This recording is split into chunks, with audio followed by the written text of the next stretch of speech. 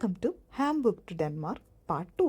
അപ്പോൾ നമ്മളിത് ഡിബോൾസ്ബ്രോ സ്റ്റേഷനിലാണ്. ഡിബോൾസ്ബ്രോ സ്റ്റേഷനിലെത്തി നമ്മളൊന്ന് ചുറ്റിക്കറങ്ങിയതിന് ശേഷം നമ്മൾ സ്റ്റേഷനിൽ നിന്ന് ഡേ ടിക്കറ്റ്സ് എടുത്തു. അപ്പോൾ ഒരാൾക്ക് 26 യൂറോസാണ് 2 ഡേയ്സിനായത്.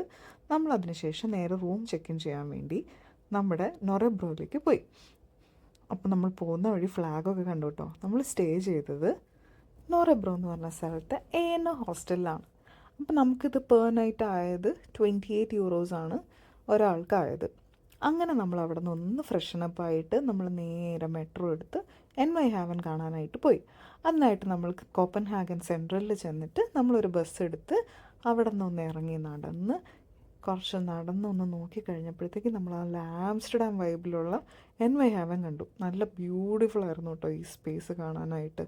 അവിടെ നമ്മൾ കനാൽ ടൂസൊക്കെ ഉണ്ട്, പക്ഷെ നമ്മളത് ഓപ്റ്റ് ചെയ്തില്ല. നമ്മൾ ഡേ ടിക്കറ്റിൽ തന്നെ ഇൻക്ലൂഡഡ് ആയിട്ടുള്ള ഫെറി റൈഡിൽ പോകാമെന്ന് വിചാരിച്ചു.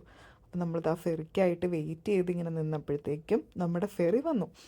നല്ല അടിപൊളി ഫെറി ബോട്ടായിരുന്നു കേട്ടോ. നമ്മൾ ഇതിനകത്ത് തന്നെ ഇരുന്ന് നമുക്ക് ഫുൾ സിറ്റി ത്രൂ നമുക്ക് കറങ്ങാനായിട്ട് പറ്റും. നമ്മളും കുറേ കറങ്ങി നമ്മളെല്ലാ സ്ഥലങ്ങളും അതിൻ്റെ ഉള്ളിൽ തന്നെ ഇരുന്ന് കണ്ടു. നല്ല വൈബായിരുന്നു. അത് കഴിഞ്ഞ് നമ്മൾ വൈകുന്നേരം റൂമിൽ വന്ന് ഡ്രസ്സൊക്കെ ഒന്ന് ചേഞ്ച് ചെയ്ത് നമ്മൾ ബെല്ലവ്യൂ സ്ട്രാൻഡ് കാണാൻ പോയി. അപ്പോൾ ബെല്ലവ്യൂ സ്ട്രാൻഡ് കാണാൻ പോയപ്പോൾ അൺഫോർച്ചുനേറ്റ്ലി നല്ല മഴയായിരുന്നു.